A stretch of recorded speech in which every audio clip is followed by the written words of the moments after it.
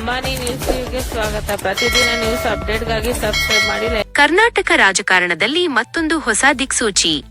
ರಾಜ್ಯದ ನೂತನ ಮುಖ್ಯಮಂತ್ರಿಯಾಗಿ ಇದೀಗ ಡಿಕೆ ಶಿವಕುಮಾರ್ ಅವರು ಪ್ರಮಾಣ ವಚನ ಸ್ವೀಕರಿಸಿದ್ದಾರೆ.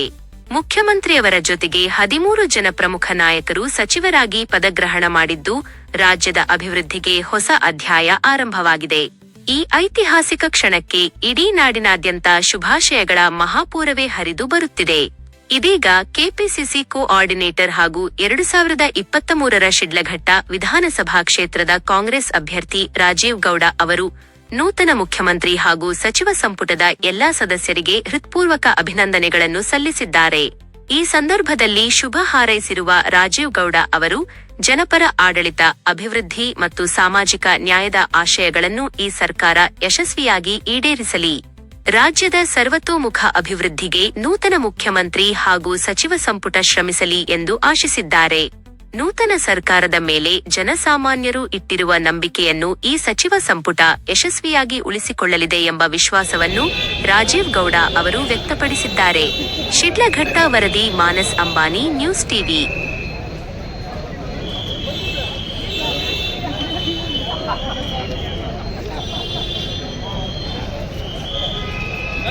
ನಿಲ್ಲದ ಸರಕಾರ ಇವ, ಬಡವರ ಮನೆಯ ಬೆಳಕಿವ, ಭೂಮಿಗೆ ಹೆಮ್ಮೆಯನ್ನು ತರುವವ, ಅನ್ಯಾಯ ಕಂಡರೆ ದೂರಿಸುವ, ಇವ ನ್ಯಾಯದ ಜೀವಿಸುವ, ಶಗುರಾಣಿಯ ಮಾತುಗಳನ್ನು ರೂಗಿಸುವ, ಭ್ರಷ್ಟ ಸಂತಾನವನ್ನು ಒಣಗಿಸುವ, ಸುಮ್ಮನೆ ನಿಲ್ಲದವನು ಖರ್ಚಿಸಿಕೊಳ್ಳುವವನು, ಗದರು ಗದರು ಗದರು ಗದರು ಗದರು ಗದರುದ ಗದರು ಗದರು ಗದರು ಗದರು ಗದರು.